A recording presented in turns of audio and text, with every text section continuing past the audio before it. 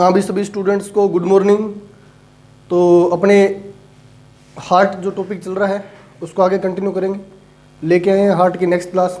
और पिछली क्लासें आई होप सो आपने लगा ली होगी सभी।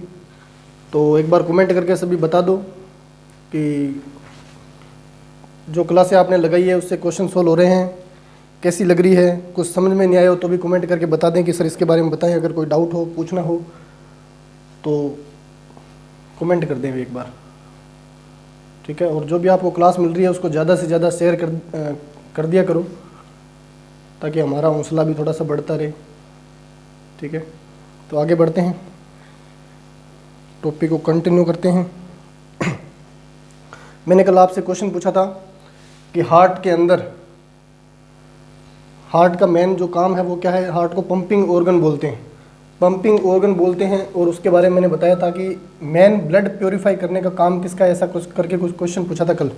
तो किसी का भी जवाब नहीं आया, और जिसको पता है वो एक बार कमेंट करके बताएं कि हृदय के अंदर या पूरी बॉडी के अंदर ब्लड को प्योरीफाई करने का काम किसका है। एक होता है फिल्टर और एक होता है प्योरीफाई। कल ये क्वेश्चन रह गया था बीच में, तो कमेंट करके मेरे को एक बार बता दो।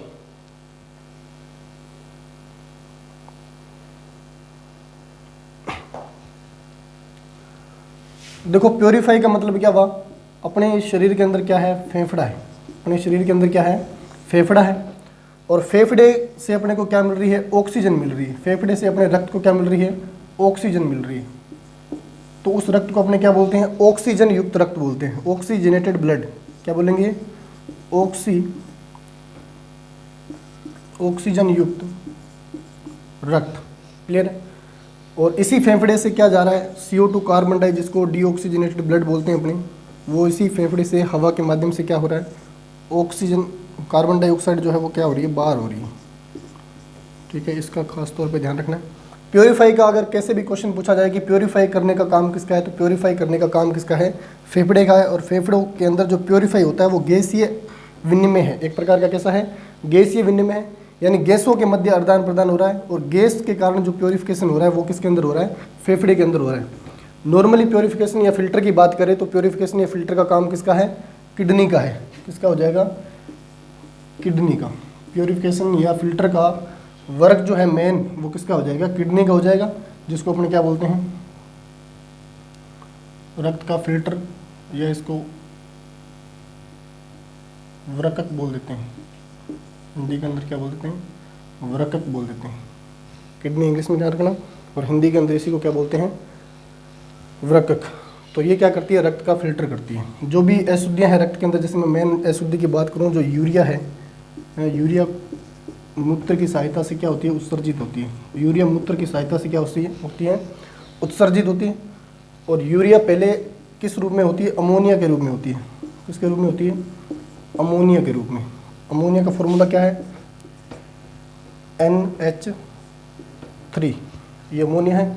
अमोनिया को किडनी किस में कन्वर्ट करती है, यूरिया में कन्वर्ट करती है। और यूरिया मूत्र की सहायता से क्या है, शरीर से बाहर कर दिया जाता है। जो भी, अब सर यूरिया कहाँ से आ गई, अमाइड ग्रुप तो है ही नहीं, अपने तो ऑक्सीजन ले रहे हैं, अमाइड ग्रुप कहाँ से आ रहा है।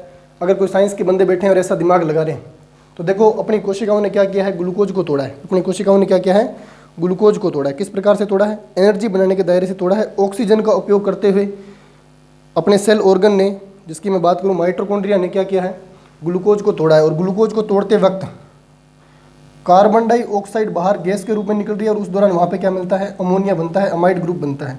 उसी अमोनिया को किडनी क्या करती है, अपने लिए अमोनिया किसी काम का नहीं है, घातक रसायन है। और इसी अमोनिया को किडनी क्या करती है, कम घातक रसायन में कन्वर्ट करती है। और कम घातक रसायन क्या है, यूरिया है। तो यूरिया के रूप में उत्सर्जन करना, ताकि अपने लिए क्या हो जाए, आसान हो जाए। अब जो प्राणी जलीय हैं, जो जलीय जीव हैं, उनके अंदर क्या होता है, अमोनिया के रूप में ही उत्सर्जित की जाती है। क्यों, क्योंकि सर वो तो क्या करते हैं, जल में रहते हैं। और जल में रहते हैं तो 24 घंटे जल के संपर्क में होने के कारण क्या होगा, उनके शरीर को या उनके शरीर में जो भी उत्सर्जी अंग है उनको किसी भी प्रकार की हानि नहीं होगी। और किसी भी प्रकार की हानि नहीं होगी तो वो उनके लिए उत्सर्जन करना आसान रहेगा। लेकिन मानव अमोनिया का उत्सर्जन कर सकता है क्या, नहीं कर सकता। ऐसा भी क्वेश्चन पूछा जाता है कि निम्न में से कौन सा यूरिया का उत्सर्जन करता है, यूरोटेलिक प्राणी कहलाते हैं। ऐसे जीव जो क्या करे, यूरिया का उत्सर्जन करे, ऐसे जीवों को बोलते हैं यूरियोटेलिक प्राणी। यूरियोटेलिक प्राणी। आप कौन से प्राणी हो, यूरियोटेलिक प्राणी हो, यूरिया का उत्सर्जन करते हैं। और ऐसे जीव जो अमोनिया का उत्सर्जन कर दे उनको अमोनोटेलिक प्राणी बोलेंगे। एक पक्षियों और कीटों के विशेष तौर पे ध्यान रखना है, पक्षी और कीट जो होते हैं वो अलग प्रकार के होते हैं, उनको यूरिकोटेलिक बोलते हैं। उनको क्या बोलते हैं? यूरिकोटेलिक। उनको यूरिकोटेलिक बोलते हैं। वो ना ही तो अमोनिया का कर रहे हैं और ना ही किसका कर रहे हैं? यूरिया का कर रहे हैं। तो एक बार देख लो, किडनी जो है वो क्या करती है? रक्त को फिल्टर करने का काम करती है, और फेफड़ा जो है वो ब्लड को प्योरिफिकेशन का काम करता है। ब्लड के अंदर अशुद्ध और शुद्ध की बात जरूर होती है, लेकिन इसका मतलब ये नहीं है कि रक्त जो है वो पूरी तरह से अशुद्ध है। सिर्फ गैस के आधार पर बताया जाता है कि रक्त शुद्ध है और अशुद्ध है। ठीक है, अभी आगे कंटिन्यू करते हैं। इसका एक बार ले लीजिए स्क्रीनशॉट, और जो भी पार्ट बचा है हार्ट के अंदर उसको पढ़ते हैं।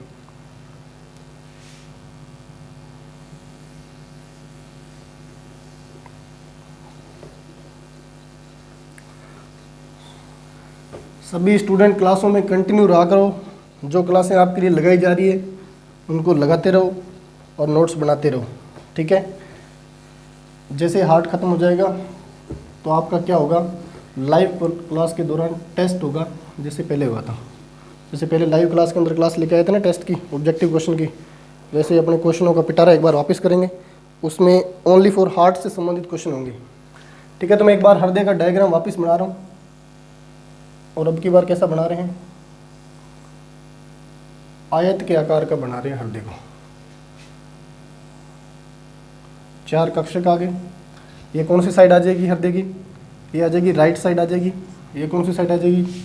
लेफ्ट। ठीक है, अपने यहाँ पे बात जो करेंगे किस टॉपिक की कर देंगे? हृदय छिद्र की कर देंगे। किसकी कर देंगे? हृदय के अंदर छिद्र की बात करेंगे कि हृदय छिद्र क्या होता है। बहुत बार आपने नाम सुना है, हर एक ने सुना है कि हृदय के अंदर छेद होता है। जी हमारे तो हृदय के अंदर छेद है, या किसी छोटे बच्चे के अंदर छेद होता है, तो वो किस कारण से होता है उसका रीज़न देखेंगे आज, क्यों होता है। देखो भाई, जब बच्चा माँ के पेट में होता है या उसकी प्रसव प्रक्रिया अभी तक संपन्न नहीं हुई है और वो भ्रूणीय अवस्था में, वो कौन सी अवस्था में है? भ्रूणीय अवस्था में। जब बच्चा भ्रूणीय अवस्था में होता है तो उस दौरान दोनों अलिंदों की बात करूँगा मैं, नीलों की बात नहीं करूँगा, नीलों को काट रहा हूँ। ठीक है, दोनों अलिंदों के मध्य की जो दीवार है इसको अपने बोलते हैं अंतर आलिंद पट। इसको क्या बोलते हैं? अंतर आलिंद पट बोलते हैं। इस अंतर आलिंद पट के अंदर एक होल होता है, होल बोले तो एक छेद होता है, और ये छेद कब रहता है? भ्रूणीय अवस्था के दौरान रहता है। दोनों ही आलिंदों के मध्य की दीवार में, जिसे अंतर आलिंद पट कहते हैं, उस दीवार में एक होल होता है, छेद होता है। वो छेद कब होता है? भ्रूणीय अवस्था के दौरान। जब मनुष्य का जन्म हो जाता है, शिशु का जन्म हो जाता है, प्रसव प्रक्रिया संपन्न हो जाती है, तो उस दौरान क्या होता है? ये छेद अपने आप ऑटोमेटिकली क्या हो जाता है? बंद हो जाता है। लेकिन पहले होता है, लेकिन कई कंडीशन के अंदर ये बंद नहीं हो पाता। तो क्या होता है? देखो, ये कौन सा है? ये कौन सा है? दायां आलिंद है। ये कौन सा है? दायां आलिंद है। ये दायां आलिंद है। ये कौन सा है? बायां आलिंद है। ठीक है, नीलों की बात नहीं कर रहे, एक बार आलिंदों की बात कर रहे हैं। दाएं आलिंद के अंदर ब्लड कौन सा है?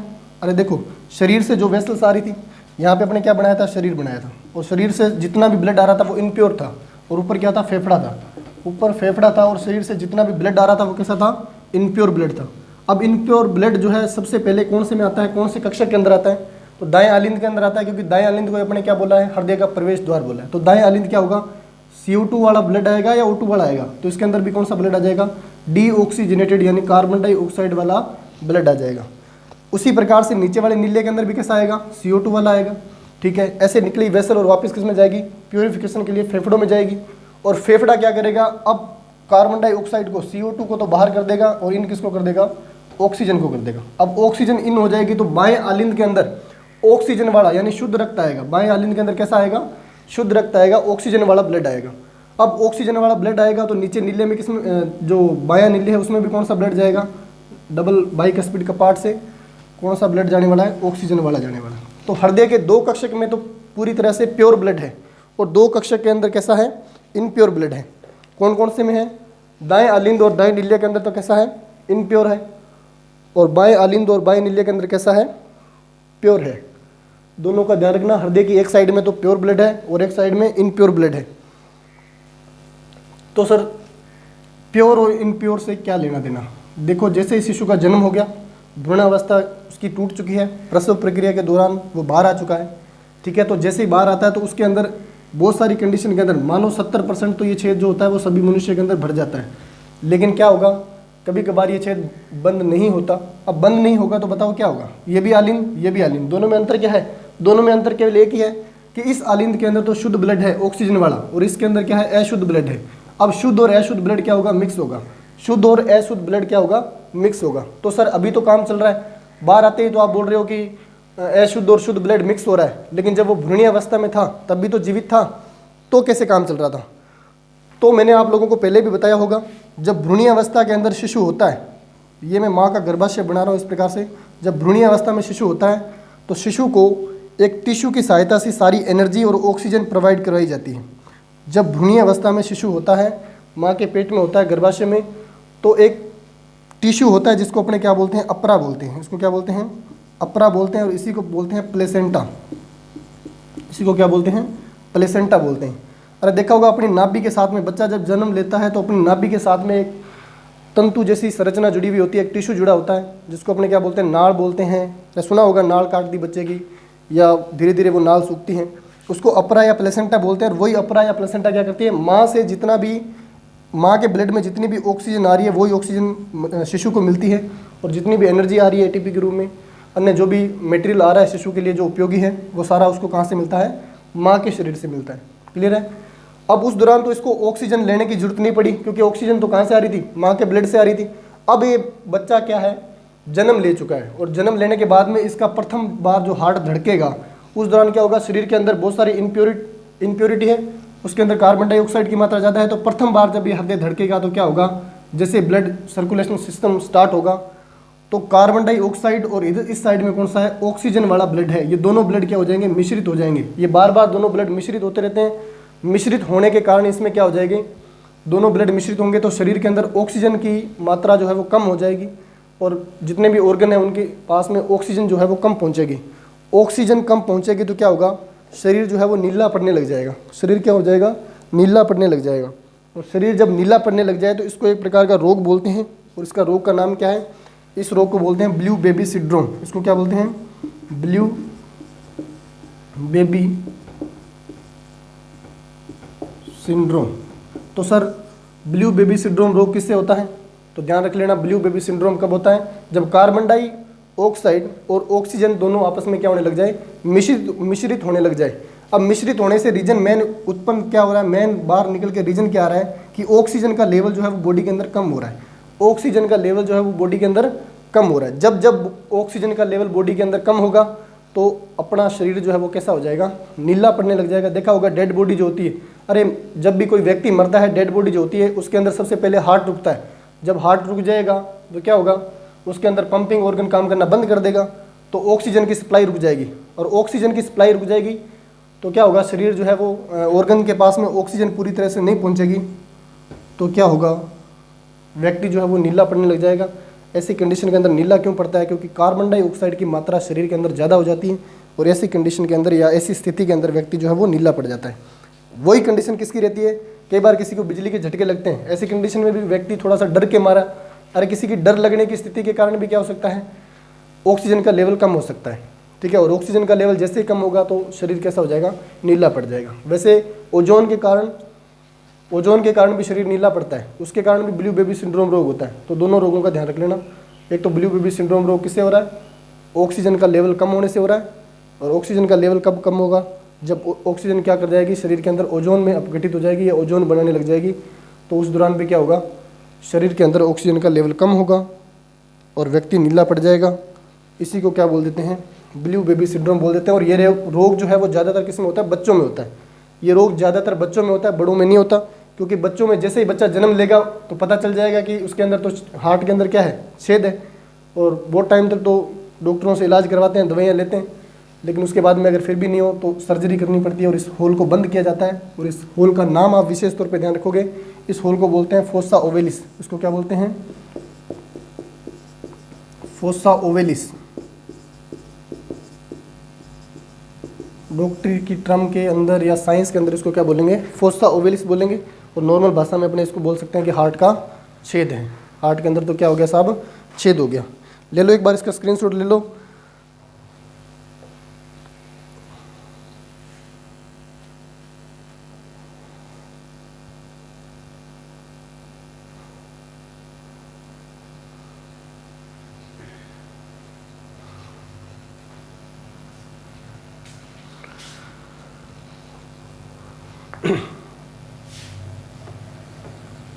हाँ, फोसा ओवेलिस ध्यान रख लेना। आगे बढ़ते हैं, थोड़ी सी और बात करते हैं।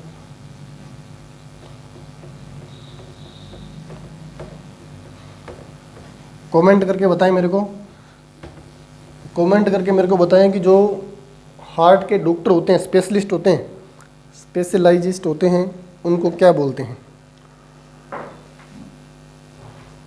हार्ट के जो डॉक्टर होते हैं, स्पेशलाइजिस्ट होते हैं, उनको क्या बोलते हैं। कमेंट करके बताएं। हार्ट के विशेषज्ञ डॉक्टर जो होते हैं, जो ऑपरेशन करते हैं, सर्जन होते हैं, उनको क्या बोलते हैं, हार्ट के डॉक्टरों को।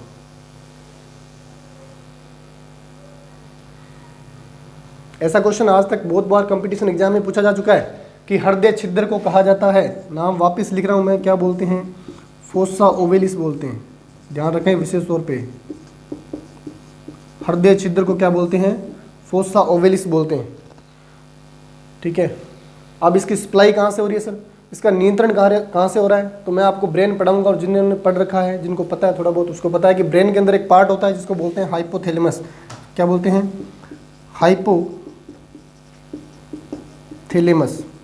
ब्रेन के अंदर एक पार्ट होता है जिसको हाइपोथैलेमस बोलते हैं, और वही हाइपोथैलेमस क्या करता है, हृदय का नियंत्रण करता है। वही हाइपोथैलेमस क्या करता है, हृदय का नियंत्रण करेगा, उसकी दर का नियंत्रण करेगा, उसकी धड़कन का नियंत्रण करेगा, वो कितना धीमा काम कर रहा है और कितनी तेज गति से काम कर रहा है, इसका नियंत्रण कौन करेगा, मस्तिष्क का एक पार्ट जिसका नाम क्या है, हाइपोथैलेमस। ब्रेन का एक पार्ट है जिसका नाम क्या है, हाइपोथैलेमस। ऐसा क्वेश्चन भी बहुत बार आ चुका है कि हृदय का नियंत्रण केंद्र या हृदय को नियंत्रण करने वाला स्थल जो है वो कहाँ पाए जाते हैं, तो वो ब्रेन में पाए जाते हैं। ब्रेन के अंदर भी कौन सा भाग है, हाइपोथैलेमस है। ठीक है, हृदय के अंदर किसी भी प्रकार की कोई फीलिंग नहीं होती, एक चीज़ खास तौर पे ध्यान रखें, हृदय के अंदर किसी भी प्रकार की कोई फीलिंग नहीं होती। फीलिंग तो किस में होती है, ब्रेन में होती है। जब जब ब्रेन जैसी जैसी फीलिंग सोचेगा वैसी वैसे प्रकार का हार्ट जो है वो अपना काम करेगा। ठीक है, अगर आप रॉन्ग सोच रहे हो, कुछ उल्टा सीधा सोच रहे हो, तो उसका असर किस पे पड़ना है, हार्ट पे पड़ना है। कई बोलते हैं सर दिल टूट गया, ये हो गया, वो हो गया, तो जब भी दिल टूटेगा तो ब्रेन पे क्या आएगा, डिप्रेशन आएगा। अरे ब्रेन पे क्या आएगा, डिप्रेशन आएगा, और ब्रेन पे डिप्रेशन आएगा तो हृदय की दर क्या हो जाएगी, कम हो जाएगी। अब बताओ, हृदय की दर कम हो जाएगी तो ऑक्सीजन की सप्लाई रुकेगी कि नहीं रुकेगी, ऑक्सीजन की सप्लाई रुकेगी, उसका जी मचलेगा, उसका मन नहीं लगेगा, तो वो क्या बोलेगा कि मेरा तो सर दिल टूट गया। तो दिल नहीं टूटता, ऑक्सीजन की सप्लाई रुक जाती है। हाँ, ऑक्सीजन की सप्लाई रुक जाती है तो ऐसी कंडीशन आती है। ठीक है, कंटिन्यू सभी पढ़ रहे हो क्या, कमेंट वगैरह नहीं कर रहे भाई, पढ़ाई वगैरह हो रही है क्या। जैसे ही हृदय वाला टॉपिक समाप्त हो जाएगा, ख़त्म हो जाएगा, तो अपने क्या लेके आएंगे, क्वेश्चन लेके आएंगे, क्वेश्चनों का पिटारा करेंगे, वापस से देखेंगे कि आपने कितनी तैयारी की है। एक बात और ध्यान में रखोगे, अभी जो मैंने पहले समझा रखा है, ये यहाँ पे शरीर बनाया था, ऊपर फेफड़ा है। शरीर से जब भी वेसल्स निकलेगी वो कहाँ जाएगी, आलिंद के अंदर। आलिंद से होता हुआ ब्लड कहाँ जाएगा, फेफड़े के अंदर। फेफड़े से प्योरीफिकेशन होने के बाद में ब्लड कहाँ जाएगा, वापस शरीर के अंदर जाएगा। ये जो घटनाक्रम चलता है इसको बोलते हैं क्या, परिसंचरण या सर्कुलेशन सिस्टम। इसको क्या बोलते हैं, सर्कुलेशन सिस्टम या कार्डिक चक्र बोल सकते हो आप इसको। ठीक है, और इसके बारे में विलियम हार्वे ने बताया था, कि वैज्ञानिक आया था जिसका नाम क्या था, विलियम हार्वे। विलियम हार्वे, एक वैज्ञानिक आया था जिसका नाम था विलियम हार्वे। उसने क्या किया था, सबसे पहले परिसंचरण तंत्र के बारे में या हृदय चक्र के बारे में बताया था। तो खास तौर पे ध्यान रखना, ये क्वेश्चन भी बहुत इंपॉर्टेंट क्वेश्चन है और अदर कंपटीशन एग्जाम के अंदर बहुत बार आ चुका क्वेश्चन है। विलियम हार्वे ने सबसे पहले किसके बारे में बताया था, परिसंचरण तंत्र के बारे में बताया था। क्लियर है। दूसरी बात आपको क्या ध्यान में रखनी है, एक और क्वेश्चन जो बनता है मेन फेमस, कि हृदय चक्र शरीर से लेके, शरीर से ब्लड चला, इनप्योर ब्लड चला शरीर से, कहाँ जाएगा, दाएं आलिंद के अंदर, दाएं आलिंद से दाएं नीले में, दाएं नीले से कहाँ जाएगा, दाएं नीले इसको पंप कर देगा फेफड़े के अंदर, और फेफड़ा इसको कहाँ भेजेगा, फेफड़े से प्योरिफिकेशन के बाद में कार्बन डाइऑक्साइड बाहर चली जाएगी, CO2 अंदर आ जाएगी, तो आएगा बाएं आलिंद के अंदर। बाएं आलिंद से क्या आएगा, बाएं नीले में, और बाएं नीले से कहाँ चला आएगा, पूरे शरीर के अंदर। ये जो घटनाक्रम चलता है, ये घटनाक्रम होता है वो कितना होता है, 0.8 सेकंड का समय लगता है। 0.8 सेकंड का क्या लगता है, समय लगता है। इतनी सी देर में इतना सा घटनाक्रम हो जाता है। हृदय बार बार पंपिंग करता रहता है, और मैंने बताया जो धक धक की आवाज़ आती है वो धक धक की आवाज़ नहीं है, वो लब डब की आवाज़ है। जब मैं आगे पूरा कार्डियक साइकिल पढ़ाऊंगा और पढ़ाऊंगा ईसीजी के बारे में, तो हृदय धड़कन के बारे में बताऊंगा कि आलिंदों के कारण कौन सी आवाज़ उत्पन्न हो रही है और नीलियों के कारण कौन सी आवाज़ उत्पन्न हो रही है। हृदय की धड़कन जो है वो धक धक नहीं कर रही है, ना ही टिप टिप कर रही है, वो कैसे कर रही है, लब डब कर रही है। ठीक है, तो ऐसा पूछा जाता है कि हृदय धड़कन की वीप या वेब जो है वो कैसी है, उसकी आवाज़ कैसी है, साउंड कैसी है, तो लब डब की होती है, लब व डब की होती है। थोड़ा सा ध्यान रख लेना, आगे मैं इसको पूरा पढ़ाऊंगा कि लब डब जो हो रहा है क्यों हो रहा है, किसके कारण लब की आवाज़ आ रही है और किसके कारण डब की आवाज़ आ रही है। तो ले लो इसका एक बार स्क्रीनशॉट ले लो, कमेंट करके बताओ कैसा लग रहा है, क्लास बढ़िया चल रही है, समझ में आ रहा है आप लोगों को।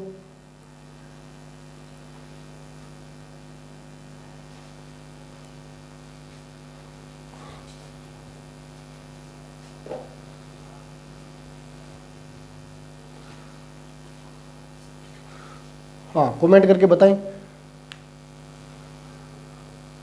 मैं आपके कमेंट देख रहा हूँ भाई, कमेंट करके बता दें एक बार।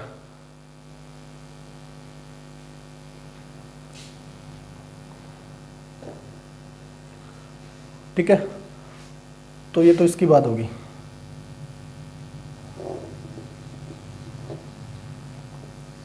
इनका ध्यान रख लेना, विलियम हार्वे का ध्यान रख लेना। आगे बढ़ते हैं, कार्डियक साइकिल के अंदर क्या बोलता है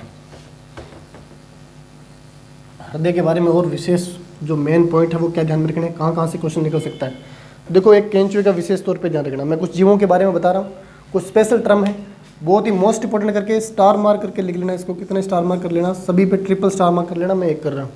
सबसे पहले बात करेंगे अपने केंचुए की। किसकी बात करेंगे, केंचुए की बात करेंगे। केंचुए की बात करेंगे भाई।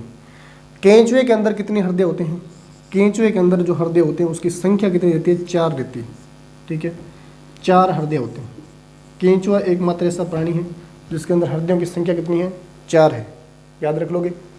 ठीक है सर, उसके बाद में बात करें किसकी, केंचुए के बाद में अपने पास में जो जीव आता है वो आता है कॉकरोच। इन दोनों से बहुत इंपॉर्टेंट क्वेश्चन उठाता है जनरल साइंस के अंदर। कॉकरोच की बात करें, कॉकरोच के अंदर हृदय तो एक है लेकिन उसके अंदर कक्षक कितने हैं, 13। हृदय तो एक है लेकिन उस हृदय के अंदर कक्षक कितने हैं, 13 कक्षक होते हैं। तो हृदय एक हृदय, कक्षक कितने हैं, कक्षक होते हैं 13। और इसके अंदर जो हृदय होता है वो कैसा होता है, एक पाइप के समान हृदय होता है, जैसे एक लंबी पाइप होती है उस प्रकार का हृदय होता है। और इस प्रकार से कितने खंडों में बटा होगा, 13 खंडों में बटा होगा। इस प्रकार का जो हृदय पाया जाता है वो किसमें पाया जाता है, कॉकरोच के अंदर पाया जाता है। केंचुए का बहुत मोस्ट इंपॉर्टेंट कर लेना, केंचुए का मोस्ट इंपॉर्टेंट कर लेना। इसका क्वेश्चन बहुत बार आ चुका है कि केंचुए के अंदर हृदयों की संख्या कितनी है, तो केंचुए के अंदर हृदयों की संख्या पाई जाती है 4। और कॉकरोच के अंदर हृदय की संख्या कितनी होती है, हृदय एक है लेकिन कक्षक कितने हैं, 13।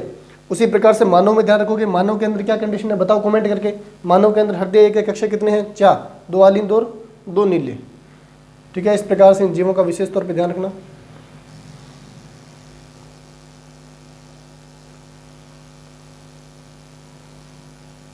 कॉकरोच और केंचुए का दोनों का ध्यान रखना। और पुराने पेपर आपने अगर तैयारी कर रहे हो तो पुराने पेपर आपने देखे होंगे, वहाँ से आपको 100% केंचुए से एक क्वेश्चन मिल जाएगा कि केंचुआ जो है वो क्या करता है, उसके अंदर हृदय कितना है, 4 हृदय होते हैं। ठीक है, केंचुए का और कॉकरोच का दोनों का ध्यान रखोगे। इम्प्योरिटी के आधार पर भी ध्यान रखोगे। ठीक है, और प्योरिफिकेशन का विशेष तौर पे ध्यान रखोगे। फेफड़े के अंदर तो प्योरिफिकेशन है और किडनी के अंदर क्या है, फिल्टर है। अब ऑक्सीजन पकड़ने वाली, जो ऑक्सीजन पकड़ने वाली प्रोटीन है जिसको क्रोमोप्रोटीन बोलते हैं, उसका पूछ ले तो कईयों को पता है तो कमेंट करके बताएं भाई।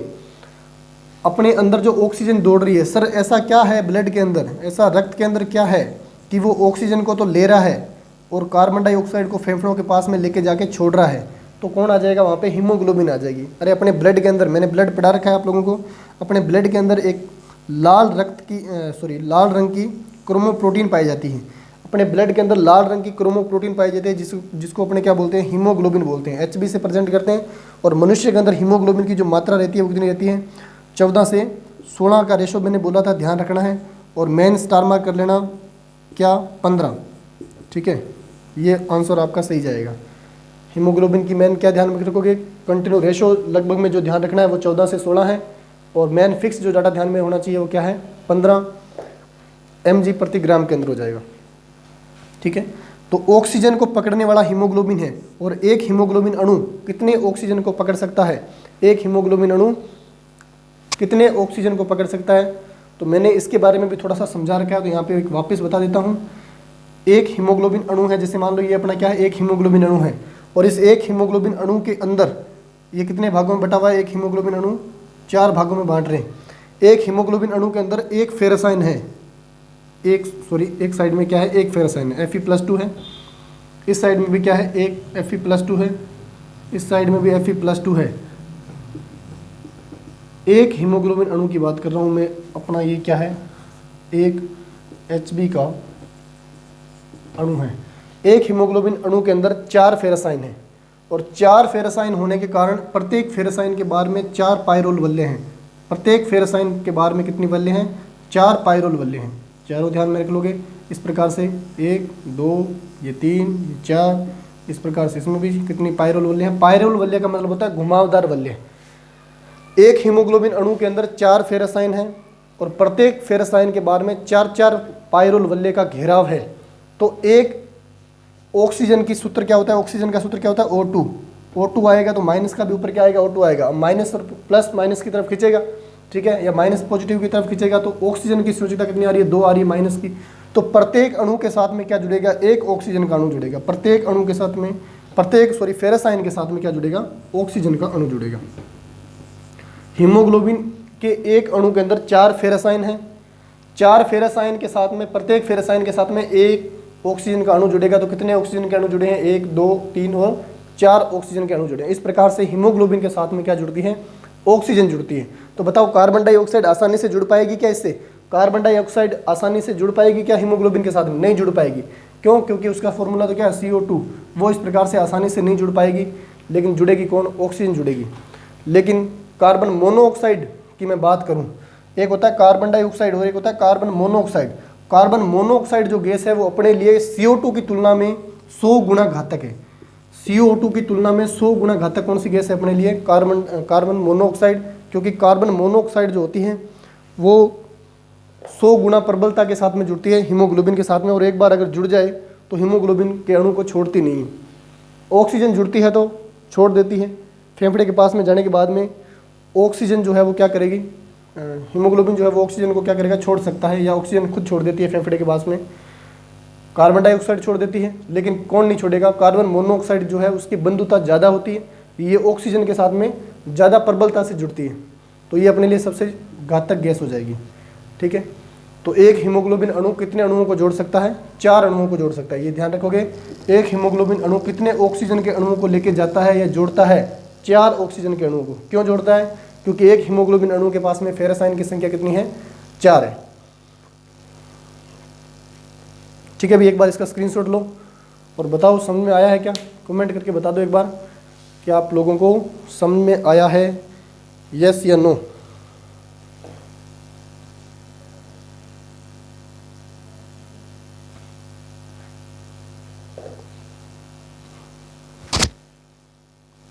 कमेंट कर दें अभी सभी स्टूडेंट, कमेंट कर दें। क्लास को लाइक कर दिया करो, क्लास को शेयर कर दिया करो। जो भी मेहनत की जा रही है आप लोगों के लिए की जा रही है, और कंटिन्यू जो भी आपको क्लास मिल रही है वो क्लास लगाया करो। ठीक है, कंटिन्यू क्लास लगाएगा उसका तो फ़ायदा होना ही होना है। ठीक है, और यहाँ पे हृदय के अपने क्या करेंगे? पूरी बाल की खाल निकालेंगे, पूरी तरह से देखेंगे इसको किस किस प्रकार के क्वेश्चन आते हैं। हृदय से किसी भी प्रकार का कोई क्वेश्चन आपका नहीं छूटेगा, तो कंटिन्यू रहें। और इसका एक बार स्क्रीनशॉट ले लो।